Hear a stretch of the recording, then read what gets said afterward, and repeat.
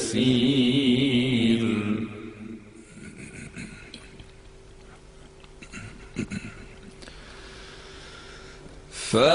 فآمنوا بالله ورسوله والنور الذي أنزلنا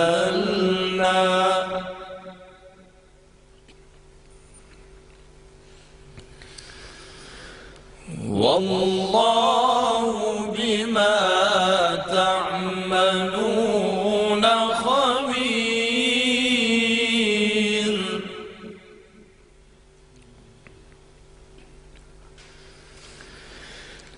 يوم يجمعكم ليوم الجمع ذلك يوم التغابن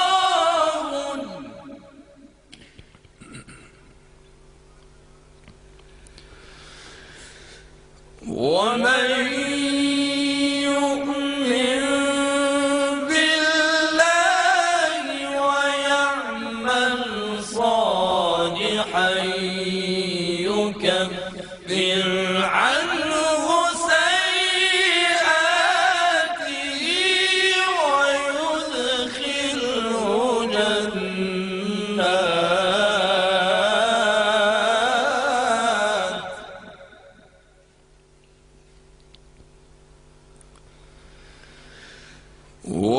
ويدخله جنات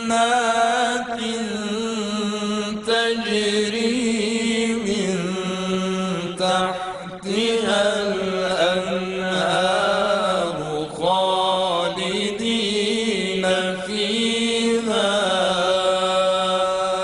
أبدا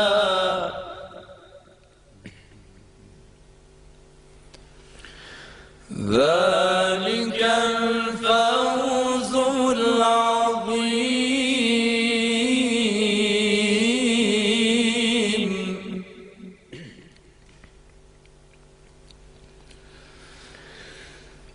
والذين كفروا وكذبوا بآياتنا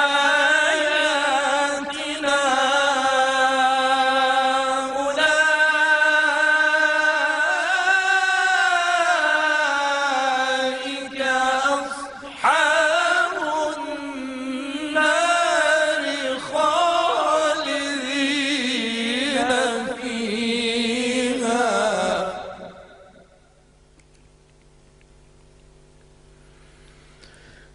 وبئس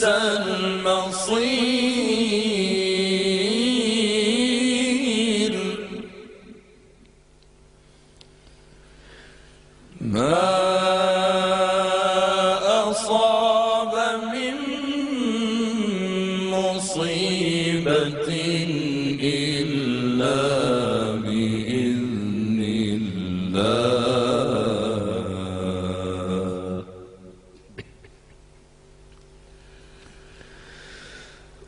ومن يؤمن بالله يهد قلبه والله بكل شيء عليم.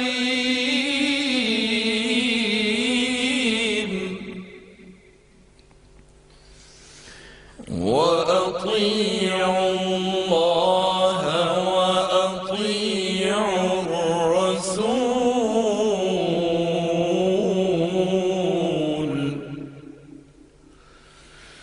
فإن توليتم فإنما على رسولنا البلاغ المبين. صدق الله العظيم.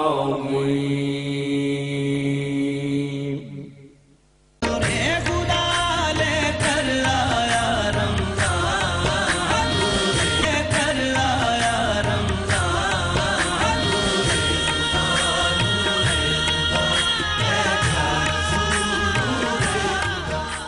السلام علیکم، ویلکم بیک ویورز۔ بخاری شریف میں حدیث مبارکہ ہے کہ ایک بار پیارے آقا حضرت محمد صلی اللہ علیہ وآلہ وسلم نے حضرت اسماء رضی اللہ تعالی عنہ سے ارشاد فرمایا کہ راہ خدا میں خرچ کرو اور شمار نہ کرو، ورنہ اللہ بھی تمہیں گن گن کر اور شمار کر کے دے گا۔ راہ خدا میں دینے سے ہاتھ بند نہ کرو، ورنہ اللہ تعالیٰ بھی تجھ پر دینا بند کر دے گا۔ جتنی تجھ میں توفیق ہو راہ خدا میں خرچ کرتی رہو۔ تو ویورز، آج کا ہمارا ٹاپک ہے صدقہ و خیرات۔ تو ہم اپنے گیسٹ سے ریکویسٹ کرنا چاہیں گے کہ آج اس ٹاپک کی تھوڑی سی ہمیں انٹروڈکشن دیں کہ صدقہ کیا ہے، خیرات کیا ہے، اور اگر پاسبل ہو تو ہماری کلیریفیکیشن کے لیے بھی زکوٰۃ تو ایک ہمارے فرائض میں سے ایک ہے، لیکن تھوڑا سا زکوٰۃ کو بھی اور فطرانہ بھی آپ کہہ رہے تھے۔ علامہ صاحب، بہت سارے ہمارے جو ادارے ہیں جہاں پہ لوگ جمع کرانے جاتے ہیں، ان میں لکھا ہوتا ہے بھی یہ صدقہ ہے، خیرات ہے، ڈونیشن ہے، زکوٰۃ ہے، فدیہ ہے، یہ تو ان میں فرق کیا کچھ ہیں؟ بہت مختصر ہمیں بتاتے ہیں۔ بسم اللہ الرحمن الرحیم۔ فلا صدق ولا صلی، صدق اللہ العظیم۔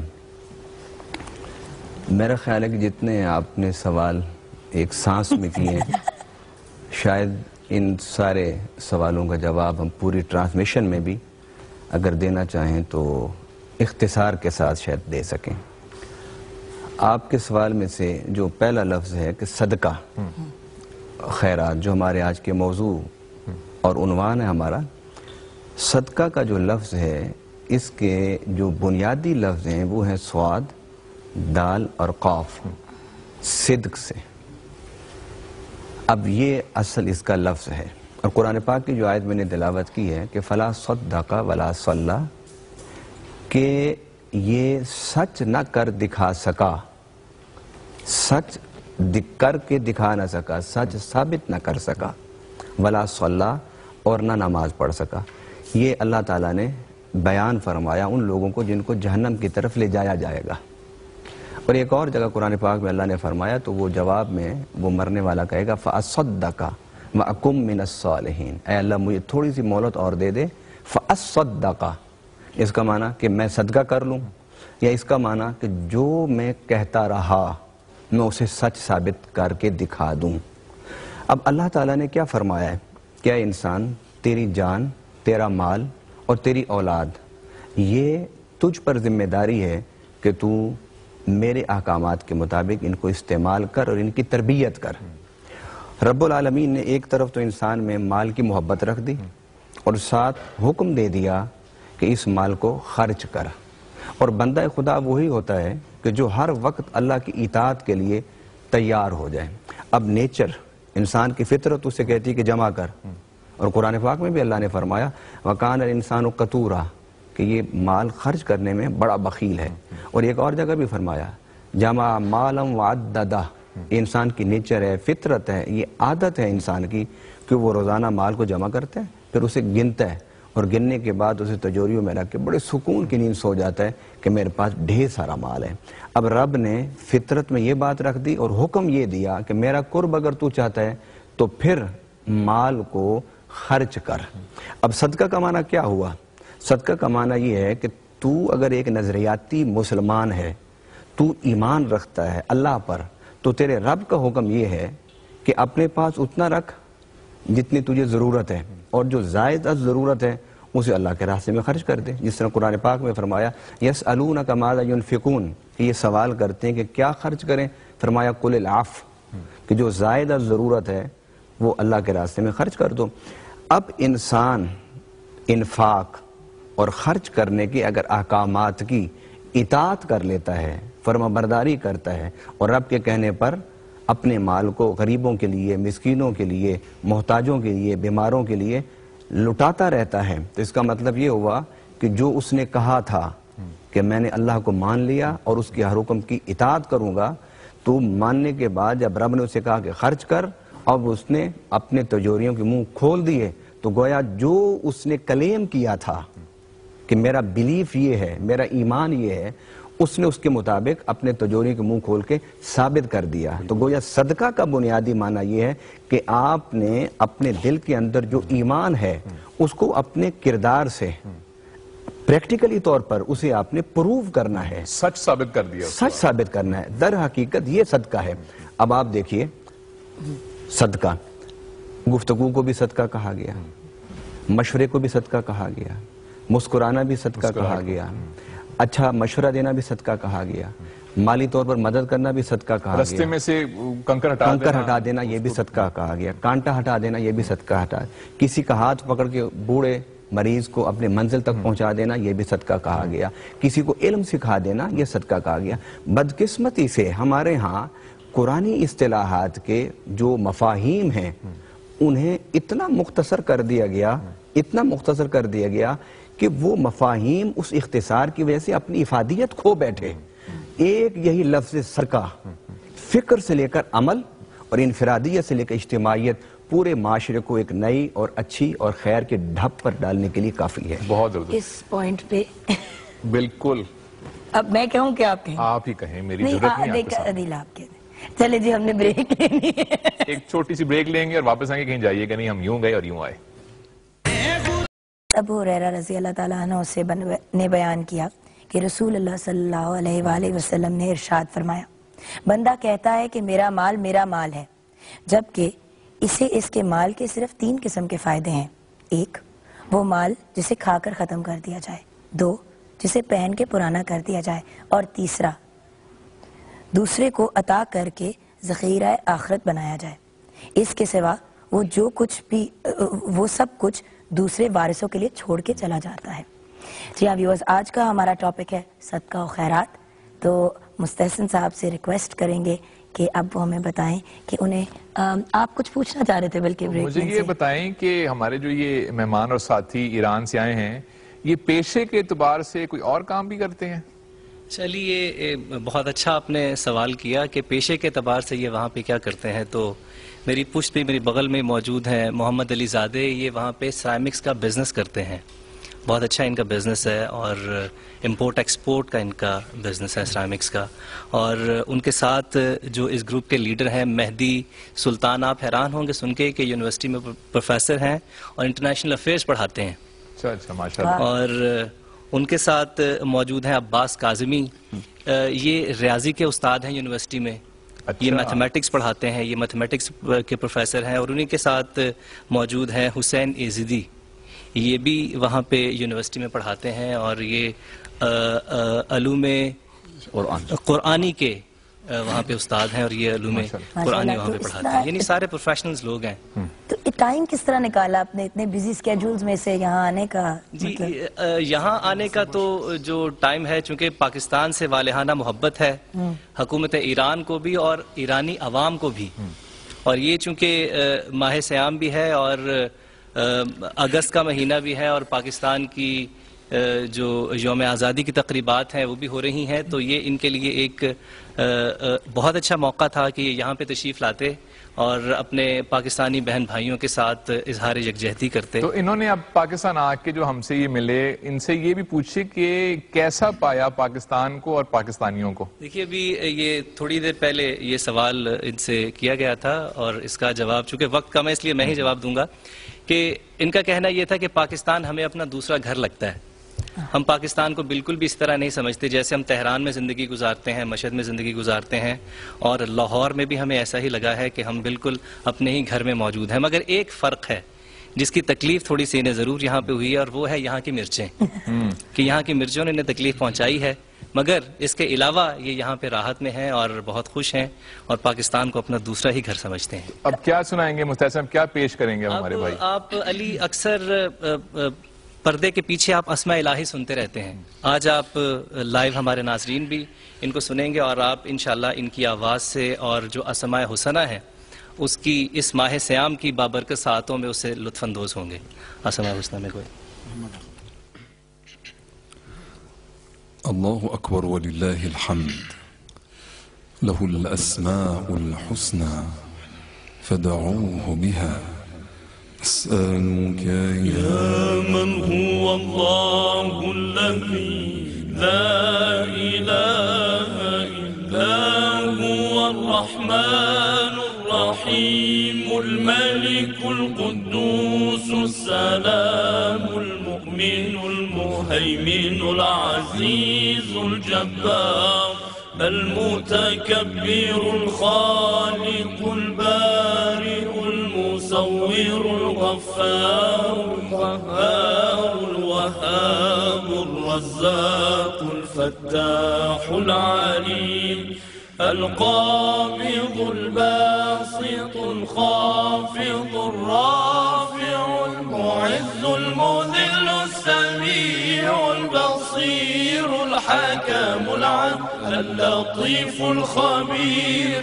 الحليم العظيم الغفور الشكور العلي الكبير الحفيظ المقيت الحسيب الجليل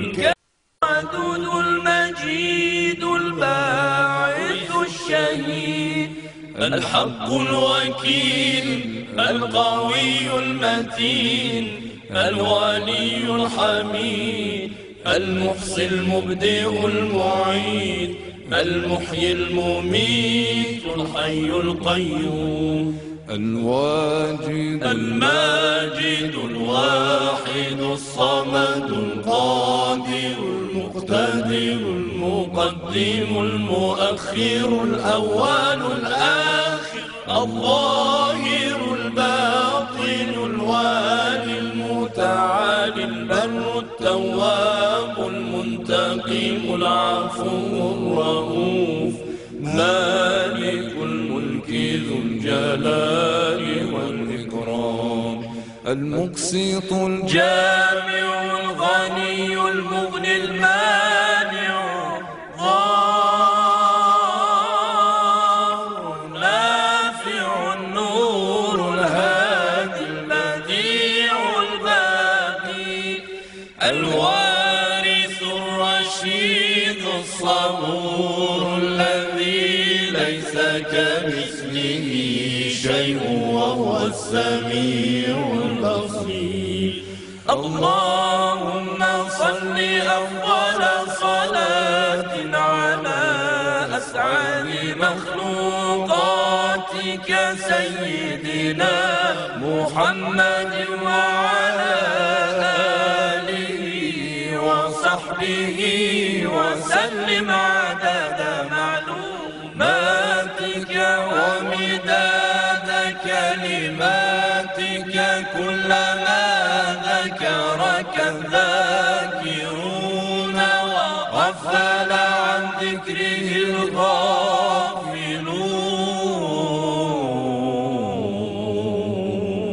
الغافلون سبحان اللہ سبحان اللہ جزاک اللہ بہت بہت شکریہ اور بہت خوبصورت. اب ایک چھوٹی سی بریک کا وقت ہو گیا ہے. Come back. اور ہم نے آپ سے وعدہ کیا تھا کہ صدقہ و خیرات کے بارے میں ہم بات کر رہے ہیں, لیکن ہم نے صدقہ تو کور کیا لیکن خیرات تک بات نہیں پہنچ پائی. اب اللہ کا شکر ہے ہم پہنچ گئے ہیں. آپ سے سوال ہے خیرات کے. یہ تو بہت ہی مین پوائنٹ ہے ہمارے دین کا, جس پہ کہ جگہ جگہ قرآن مجید میں ذکر ہے. اور جیسے کہ علامہ صاحب نے شروع میں گفتگو میں یہ بات ان کی گفتگو سے ظاہر ہوئی کہ صدقہ کا جو مفہوم ہے وہ بہت وسیع ہے. آپ ہر نیکی کے لیے اس لفظ کو استعمال کر سکتے ہیں, مگر ایک اس کا خاص مفہوم ہے. یعنی اگر آپ لغت اٹھا کے دیکھتے ہیں تو صدقے کا مطلب ہوتا ہے خیرات, اور خیرات میں زکوٰۃ بھی آ جاتی ہے, اور فطرانہ بھی آ جاتا ہے, فدیہ بھی آ جاتا ہے, صدقہ بھی آ جاتا ہے. یعنی ہر چیریٹی جو آپ کرتے ہیں وہ صدقے میں آ جاتی ہیں. پھر وہ آگے پھر اس کی ان کیٹیگریز کی فارمز ہوتی ہیں, کس کس فارم میں کس کو کیا کہتے ہیں. اب جیسے کہ مطلب عید کے بعد ہم لوگ دیں گے تو اس کو فطرانہ کہا جاتا ہے, اس کی خاص مقدار ہوتی ہے. زکوٰۃ ہوتی ہے, وہ سال بعد ہمیں اپنا جو ہماری سیونگ ہوتی ہے اس پہ ہمیں دینی ہوتی ہے. تو قرآن مجید کے اندر اللہ تعالیٰ نے دیکھیں ہم 5 کہتے ہیں نا 5 ارکان اسلام ہیں, مگر اگر آپ قرآن مجید کی تلاوت کریں تو بار بار 2 ارکان کا ذکر آتا ہے, اقیموا الصلاۃ وآتوا الزکاۃ, اقیموا الصلاۃ وآتوا الزکاۃ. قرآن مجید کے ہر حکم کے پیچھے لاجک ہوتی ہے. کیوں ہے 2 ارکان کا ذکر, 5 ہی کا کیوں نہیں ہے ہر جگہ پہ؟ اس لیے کہ نماز بندے کو اللہ سے جوڑتی ہے, اور زکوٰۃ یا صدقات خیرات انسان کو سوسائٹی سے جوڑتے ہیں. تو اللہ تعالیٰ نے بس یہ ہمارا دین ہے. اگر آپ کہا جائے کہ نبی پاک صلی اللہ علیہ وسلم کا دین کیا ہے تو آپ صلی اللہ علیہ وسلم کا جو دین ہے اس کو 2 لفظوں میں بیان کیا جائے تو وہ نماز کی ادائیگی اور سوسائٹی کو اس کا حق دینا، یہ ہمارا پورا دین ہے جس کو بیان کیا گیا. اور اس پر اتنا زیادہ اللہ تعالیٰ نے اصرار کیا ہے کہ کہا کہ تم ان کے مالوں سے صدقات لو، مال ان میں سے حصہ لو اور غریبوں میں تقسیم کرو، کہ لا یکون دولتاً بین الاغنیاء. مقصد کیا ہے کہ دولت جو ہے وہ چند ہاتھوں میں سمٹ کر نہ رہ جائے، یعنی اوپر سے لے کر نیچے تک، نیچے سے لے کر اوپر تک پورے لوگوں کے درمیان سوسائٹی کے اندر جو آپ کی دولت ہے وہ گردش کرے اور ہر انسان کو اس کی زندگی کی بنیادی ضروریات ملے. تو آپ یہ کہنا درست ہوگا کہ پھر یہ صرف ایک مذہبی ایک فرض نہیں، یہ ایک اقتصادی اور اکنامک ایک ریفارم بھی ہے. ایگزیکٹلی اکنامک ریفارم ہو جائے گا. ایگزیکٹلی یہی مطلب ہے کہ دیکھیں سوسائٹی میں کچھ لوگ ہوں گے کہ جن کے پاس بہت مال ہے، زیادہ ہوگا. کچھ لوگ ہیں جو معذور ہیں، کما نہیں سکتے یا ان کے وسائل نہیں ہیں کہ وہ کاروبار کر سکیں، ہزاروں ریزنز ہو سکتی ہیں. اب یہ تو نہیں ہے کہ جس کے پاس ہے بس وہی کھائے دوسرا محروم رہے. تو اللہ تعالیٰ نے یہ سسٹم بنا دیا، بلکہ سورہ توبہ کی ایک آیت کا ریفرنس دوں گی کہ اللہ تعالیٰ نے یہ بات کہی ہے کہ اگر لوگ نماز ادا کریں اور زکوٰۃ ادا کریں فخلو سبیلہم، تو پھر تم ان کے خلاف کوئی پکڑ نہیں کر سکتے، ان کو چھوڑ دو جو مرضی کریں وہ. یہ 2 بیسک چیزیں ہیں کہ جو ہر جگہ آپ کو لازمی رکھنے. اور یہاں میں ایک کریکشن کرنے کی مجھے اجازت دیجیے ضرور. عام طور پہ میں لوگوں کو بھی دیکھتی ہوں، میڈیا پہ بھی دیکھتی ہوں کہ لوگ یہ کہتے ہیں کہ اللہ اپنا حق معاف کر دے گا، بندے کا حق معاف نہیں ہوگا. تو یہ بہت بڑا مسکنسیپشن ہے. اس کا نتیجہ کیا نکلتا ہے کہ لوگ کہتے ہیں جی ہم حقوق العباد تو ادا کر رہے ہیں، تو پھر وہ نماز نہیں پڑھتے. ٹھیک ہے، وہ اللہ کے حقوق کی طرف ان کا رجحان بالکل نہیں جاتا. تو میں ان کو یہ بتاتی ہوں کہ اللہ کہتا ہے کہ ان اللہ لا یغفر ان یشرک بہ وَيَغْفِرُ مَا دُونَ ذَلِكَ لِمَنْ يَشَاءُ. اللہ اس بات کو تو معاف نہیں کرے گا کہ اس کے ساتھ کسی کو شریک کیا جائے، اس کے علاوہ وہ ہر گناہ کو معاف کر دے گا. تو ٹاپ پرائیورٹی پہ اللہ ہے، بالکل درست. ٹھیک ہے، مگر اس میں آپ یہ نتیجہ نہیں نکال سکتے کہ آپ بندوں کی حق تلفی کریں گے. دونوں برابر چلتے ہیں. آپ کو حقوق اللہ بھی ادا کرنے ہیں، آپ کو حقوق العباد بھی ادا کرنے ہیں. یہاں پہ آپ علامہ صاحب آپ دونوں سے یہ بات جاننا چاہوں گی کہ ہم لوگ بات تو کر رہے ہیں صدقہ اور خیرات کی، جب زکوٰۃ کا آلریڈی ہمیں ایک فرائض میں سے ایک ہے کہ آپ نے زکوٰۃ دینی ہے، تو یہ ڈیفرنٹ سب سیٹس یا سب سیٹس تو نہیں، مطلب یہ بھی ڈیفرنٹ کیٹیگریز ہیں اور دینے کی، تو ہم نے زکوٰۃ تک ہی کیوں نہیں محدود رکھا کہ بھئی زکوٰۃ یا تو زیادہ اماؤنٹ کی اللہ تعالیٰ آرڈر کر دیتے کہ بھئی اتنی ہے اور آپ نے دینی ہے. یہ کیوں کہ ڈیفرنٹ کیٹیگریز کے اور وہ بھی فرق کیٹیگریز. آپ کا سوال بڑا بنیادی ہے، لیکن میں اپنی بہن کی بات کو مکمل کرنا چاہتا ہوں پہلے کہ خیرات کا جو لفظ ہے وہ خیر سے ہے، اور یہ جو ہماری عبادات ہیں نا یہ خیر اور شر کے درمیان ہوتی ہیں. جس طرح قرآن پاک میں اللہ نے فرمایا قول معروف ومغفرۃ خیر من صدقۃ یتبعها اذی. یہ لفظ خیر کہ سچی بات کرنا، بھلائی کی بات کرنا، یہ خیر ہے، بہتر ہے اس صدقہ سے کہ جو صدقہ دینے کے بعد تم ستاؤ لوگوں کو اور جتاؤ. اب یہی صدقہ اس میں اگر آپ خیر کا پہلو پیدا کرنا چاہتے ہیں تو پھر ضروری ہے کہ آپ جس طرح میرے آقا نے فرمایا کہ اگر تم ایک ہاتھ سے دیتے ہو تو دوسرے ہاتھ کو خبر تک نہ ہو. اگر یہ پہلو جس میں ریاکاری نہ ہو، احسان جتانا نہ ہو، قرآن پاک میں ہے نا یا ایھا الذین آمنوا لا تبطلوا صدقاتکم بالمن والاذی. اے ایمان والو اپنے صدقات کو نہ ضائع کرو، نہ باطل کرو، نہ ختم کرو ان کی جزا کو، ساتھ من والاذی احسان جتانا کہ میں نے تجھے فلاں ٹائم پر فلاں چیز دی تھی، اور اذی تکلیف دینا، یہ مینٹلی یا نفسیاتی طور پر تکلیف دینا. یعنی آپ دنیا کی کوئی بھی عبادت، کسی بھی مذہب کی عبادت ہو یا دنیا کا کوئی عمل آپ اٹھا کے دیکھ لیں، وہ خیر اور شر کے درمیان ہے. اگر آپ اس کو صحیح نیت سے، اس کو صحیح ارادے سے اور انسانیت کے مفاد عامہ کو سامنے رکھتے ہوئے اس کام کو کریں گے تو وہ کام خیر کہلائے گا. اگر آپ ریاکاری اور جھوٹ، غیبت اور ایذا یہ معاملات اگر شامل کر دیں گے تو ساری عبادتیں رائگاں جائیں گی. گویا رب العالمین نے صدقہ کے ساتھ جو ہم استعمال کرتے ہیں صدقہ و خیرات، ایک تو خیرات ہے نا کہ دے دینا، ایک یہ ہے. دوسرا یہ کہ اس صدقے کو خیر پر باقی رکھنے کے لیے ضروری ہے کہ ضرورت مند کی ضرورت پوری کرو اور پھر بھول جاؤ کہ تم نے اس کو کچھ دیا یا نہیں دیا. ایک یہ نقطہ اگر وقت ہوگا تو میں اگلی جو علامہ بات ہے صاحب پورا نقطہ سنیں گے. ایک وقت ہوا ہے چھوٹی سی بریک کا، بریک لیں گے، واپس آئیں گے. آپ کہیں جائیے گا نہیں، ہم یوں گئے اور یوں آئے.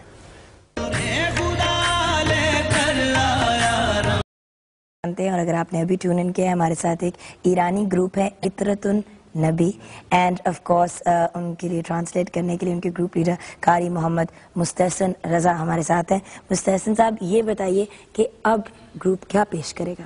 جگن اب تلاوت کلام پاک سے ہم مستفید ہوئے، آیات مجیدہ ہم نے اس گروپ سے سنی. اب یقیناً باری ہے نعت رسول مقبول صلی اللہ علیہ وآلہ وسلم کی، اور نعت جو اب ہمارے ناظرین کو یہ سنائیں گے وہ ہے عربی میں طلع البدر علینا.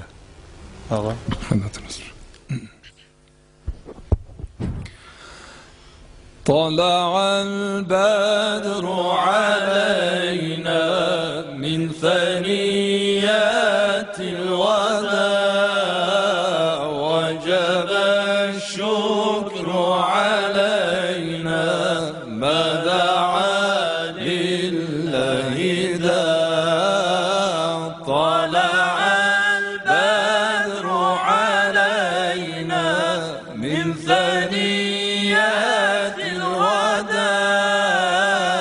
وجب الشكر علينا ما دعا لله داع. أشرقت أنوار أحمد عندما هل الربيع. أشرقت أنوار أحمد عندما هل الربيع. يا له مولود أمجد صانه الله السميع. طلع البدر علينا من ثنيات الوداع وجب الشكر علينا ما دعا لله داع. إن الحبيب المصطفى ذو رأفات ووفاء. إن الحبيب المصطفى ذو رأفات ووفاء. إنه نور الهدى وذكره فيه الشفاء. طلع البدر علينا من ثنيات الوداع وجب الشكر علينا ما دعا لله داع. يا عاشق المصطفى أبشر بنيل المنى. يا عاشق المصطفى أبشر بنيل المنى. نور الجمال بدا من وجه شمس الهدى. طلع البدر علينا من ثنيات الوداع وجب الشكر علينا ما دعا لله داع.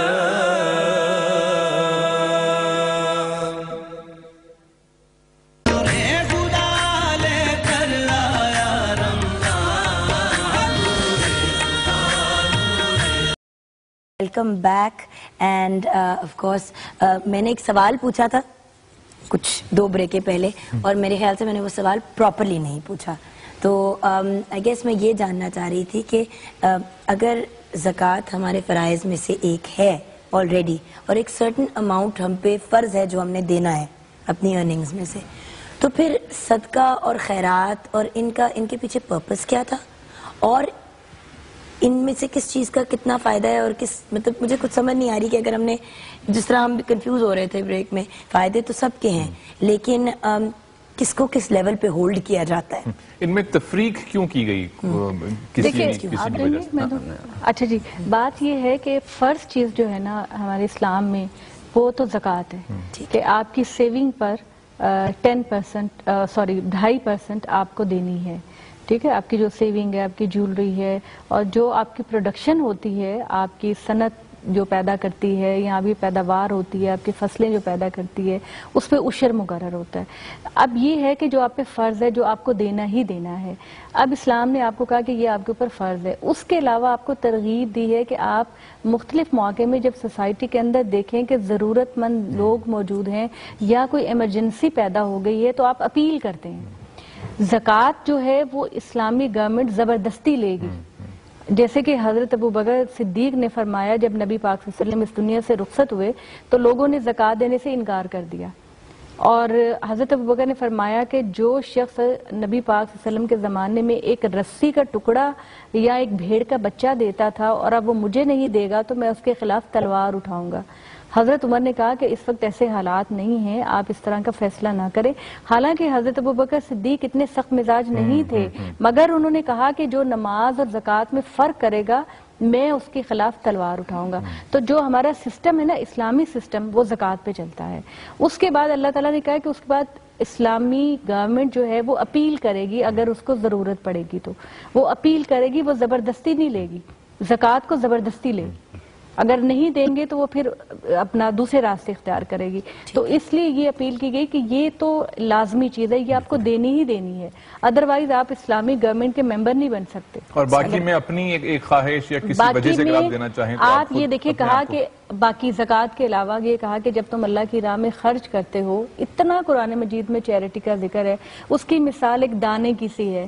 ایک دانے کو جب آپ زمین میں بوتے ہیں تو اس کی 7 بالیاں نکلتی ہیں اور ہر بالی کے 100 دانے ہوتے ہیں.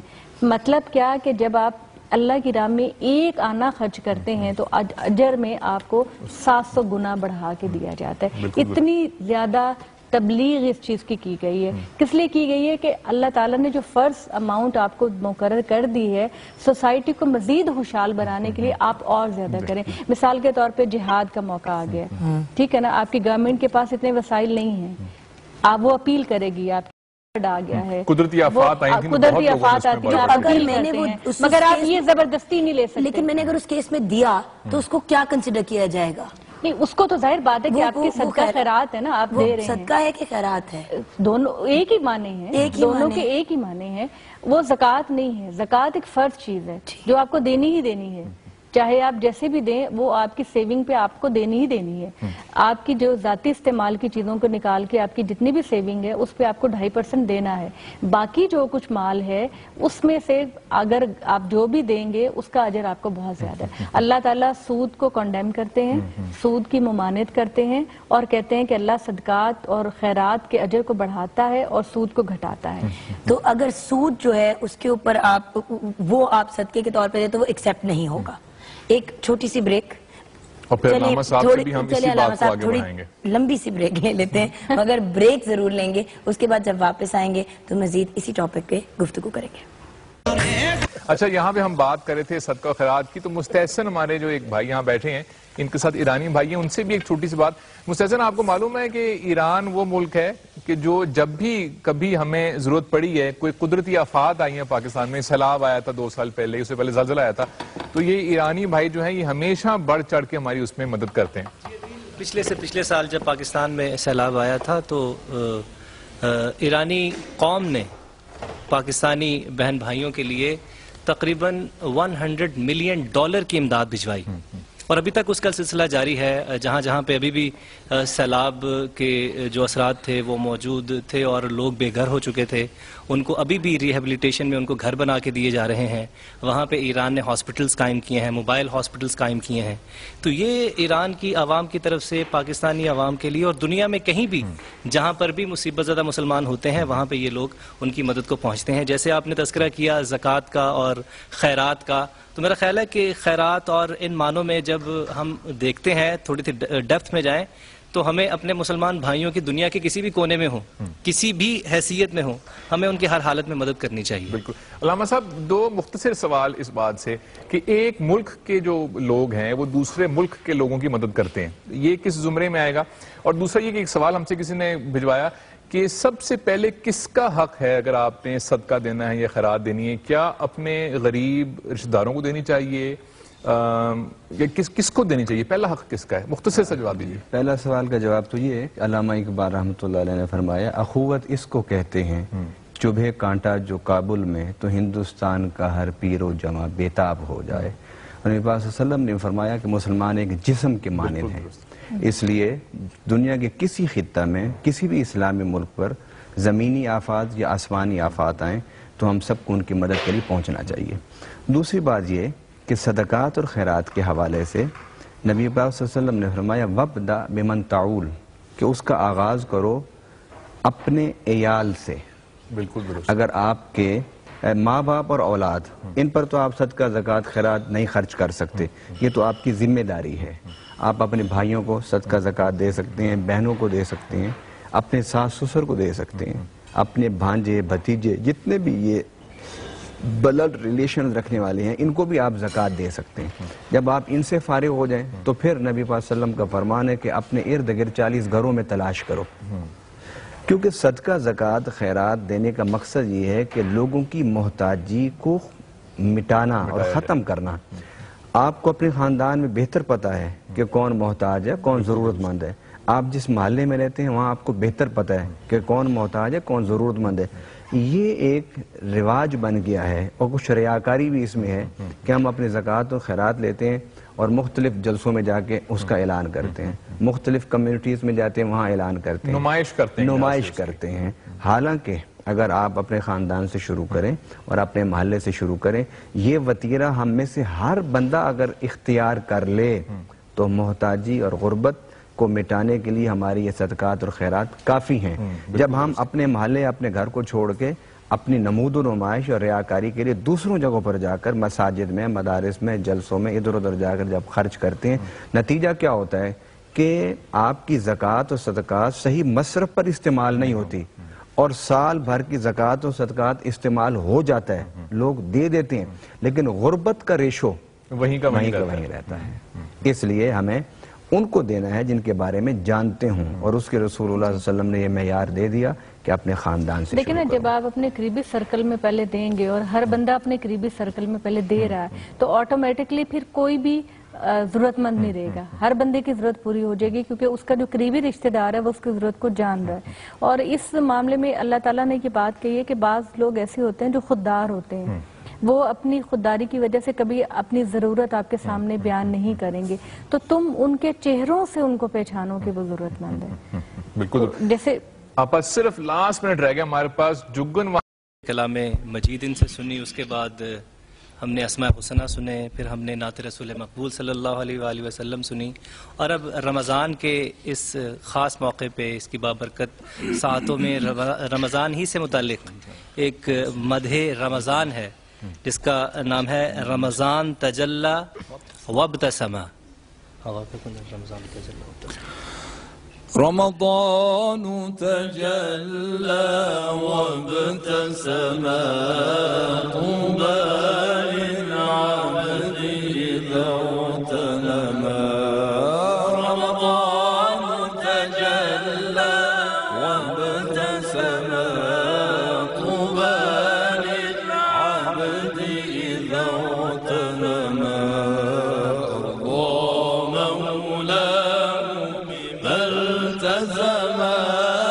تكريم النفس بالتقوى. رمضان زمان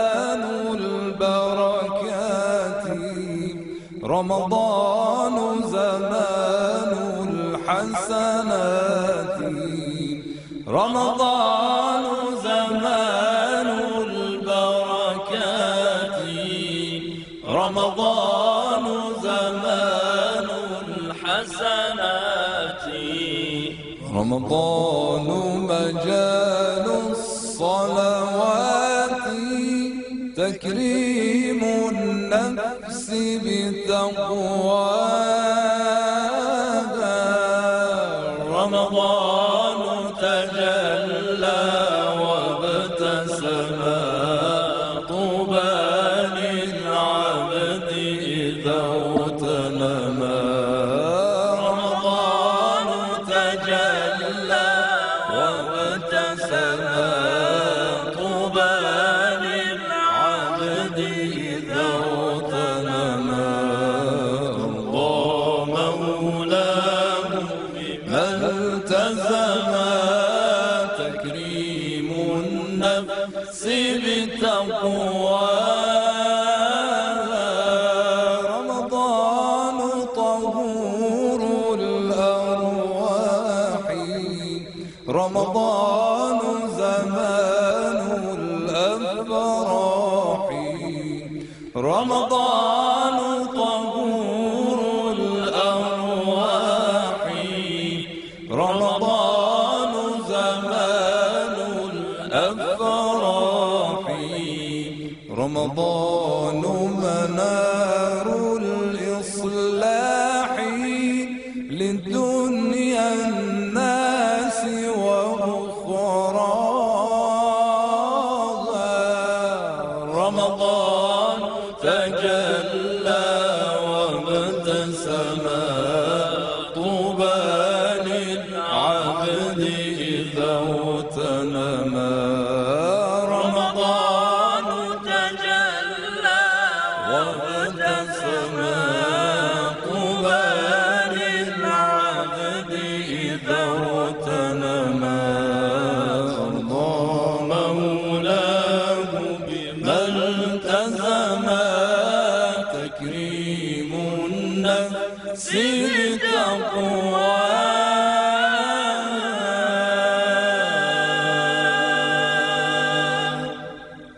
سبحان اللہ جزاک اللہ۔ جزاک اللہ۔ جی ہاں، اطرت النبی ہمارے جو ایرانی بھائی آئے ہیں، ہم ان کا بہت بہت شکریہ ادا کرنا چاہیں گے۔ سر آپ کا بھی بہت بہت شکریہ۔ اور جلدی سے بتا دیں کہ ان کو ہماری افطاری کیسے لگی آج کی؟ افطاری بہت مزیدار تھی، شیف بلال نے بہت اچھی افطاری بنائی اور خاص طور پہ انہوں نے فلفل یعنی مرچوں کا خیال رکھا، اس کھانے میں مرچیں نہیں تھیں جس کا انہوں نے بھرپور طریقے سے استفادہ کیا، اور افطاری کے بعد سنا ہے کہ کل پکوڑوں نے ان کے ساتھ نہایت ناانصافی کی ہے، کیا یہ سچ ہے؟ یقیناً ایسی ہی بات ہے۔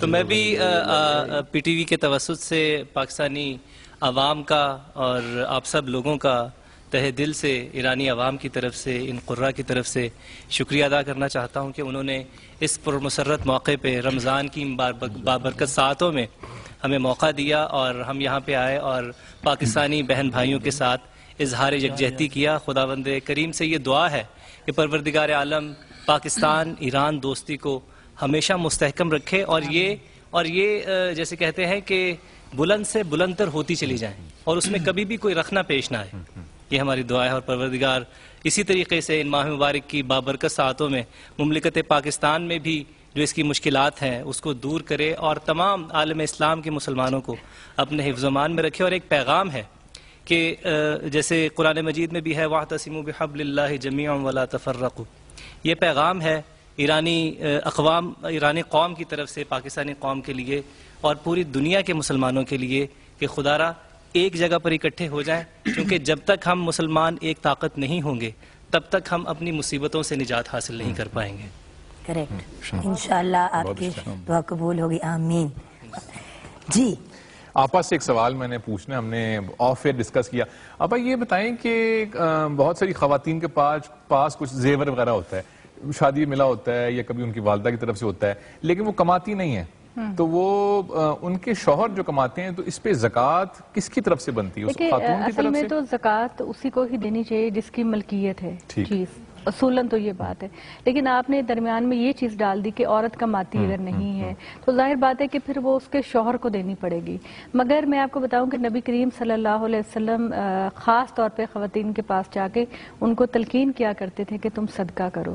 عیدین کے موقع پہ، عید الاضحیٰ کے موقع پہ، عید الفطر کے موقع پہ لاؤڈ سپیکر تو نہیں ہوتا تھا نا، مردوں کی طرف آپ نے خطبہ دیا، پھر آپ صلی اللہ علیہ وسلم خواتین کی طرف تشریف لے جاتے تھے اور ان کو جا کے وعظ و نصیحت کرتے. اور ایک روایت میں آتا ہے کہ آپ نے فرمایا کہ تم صدقہ کیا کرو کیونکہ میں نے دیکھا ہے جہنم کے ایک خاص حصے میں خواتین کی تعداد بہت زیادہ ہے اور وہ کچھ معاملات میں اپنے شوہروں کی بہت زیادہ ناشکری کرتی ہیں، تو تم صدقات کیا کرو. یعنی اس کا مطلب یہ ہے کہ جب ہم کوئی اپنی خواتین کی سیونگ ہوتی ہے نا، ہر خاتون اگر ارن نہیں بھی کر رہی پیسے، منی ارن نہیں بھی کر رہی، تب بھی کچھ نہ کچھ تو سیو کیا ہوتا ہے نا، تو اس کو چاہیے کہ وہ اپنی کچھ نہ کچھ صدقہ خیرات، کچھ چیریٹی اپنی جیب سے ضرور کرے، اس لیے کہ وہ اس کو اس کا خاص اجر ملے گا. ٹھیک ہے، اگر وہ پیسہ نہیں کما رہی تو اللہ میاں الاؤنس تو دے دے گا کہ میاں نے زکوٰۃ ادا کر دی ہے، مگر جو وہ اپنے ہاتھ سے دے گی تو اس کا تو خاص اجر اس کو ملے گا نا.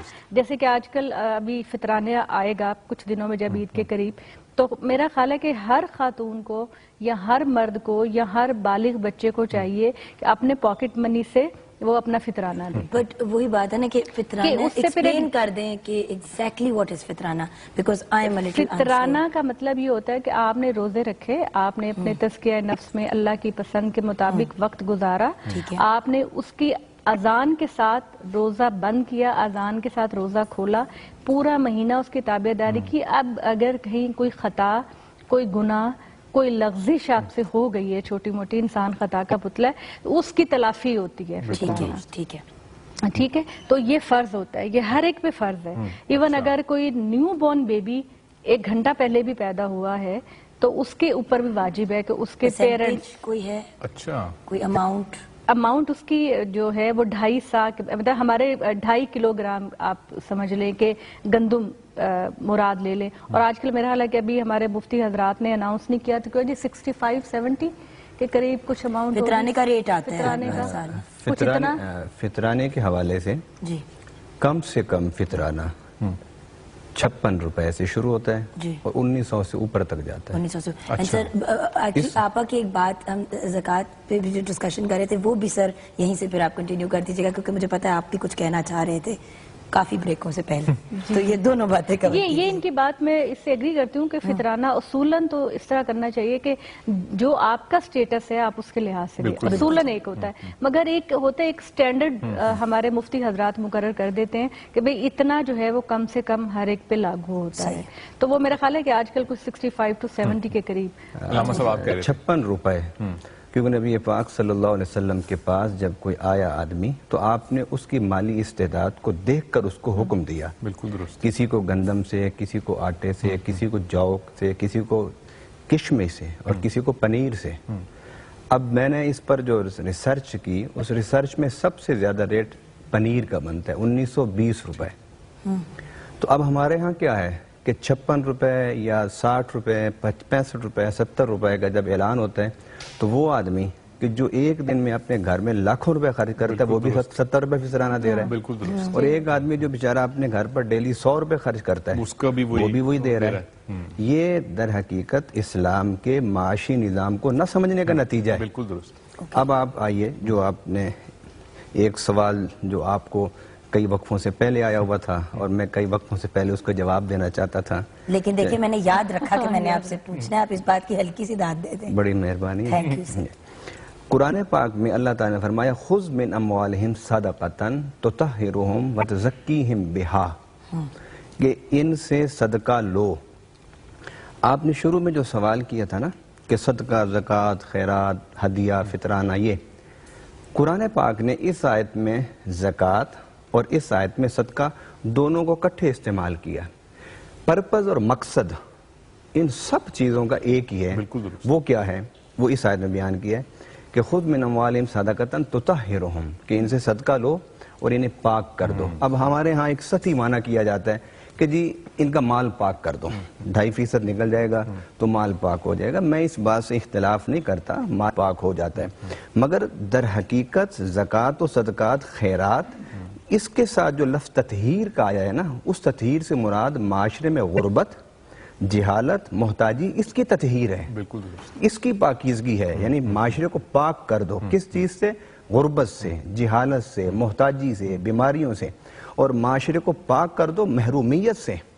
تطہرہم، آگے فرمایا تطہرہم وتزکیہم بہا. اب یہاں جو لفظ ہے نا کہ ان کا تزکیہ کر دو، یہ تزکیہ کا لفظ زکوٰۃ سے ہے. اب زکوٰۃ سے کیا مطلب ہے؟ زکوٰۃ کا مطلب یہ ہے کہ جو صاحب ثروت لوگ ہیں، جن کے پاس ان کی ضرورت سے زیادہ ہے، ان سے لے کر معاشرے کے محتاج اور غریب لوگوں تک پہنچایا جائے. زکوٰۃ کا معنی ہم عام طور پر 2.5%، یہ ایک اس کا اصطلاحی معنی ہے، اس کو ایک اسلامی ٹرمینالوجی آپ اس کو کہہ سکتے ہیں. مگر زکوٰۃ کا بنیادی معنی کیا ہے؟ بنیادی معنی یہ ہے کہ نشو و نما دینا، ترقی دینا، معاشرے کو ارتقاء دینا، معاشرے کو پستی سے بلندی کی طرف لے جانا. یہ ہے زکوٰۃ کا بنیادی معنی. اور کسی بھی معاشرے کو اگر آپ پستی سے اٹھانا چاہتے ہیں تو آپ کو جہالت ختم کرنی ہوگی، آپ کو بیماریاں ختم کرنی ہوگی. آپ جہالت ختم کرنا چاہتے ہیں، بیماریاں ختم کرنا چاہتے ہیں، اس کے لیے آپ کے پاس ایک مضبوط اکنامیکل سسٹم ہونا چاہیے. اور اسلام کے اکنامیکل سسٹم کے جو بیس ہے وہ زکوٰۃ ہے، وہ فطرانہ ہے، وہ صدقات ہیں، وہ عطیات ہیں. یہ بیس ہے اسلام کے نظام معیشت کی.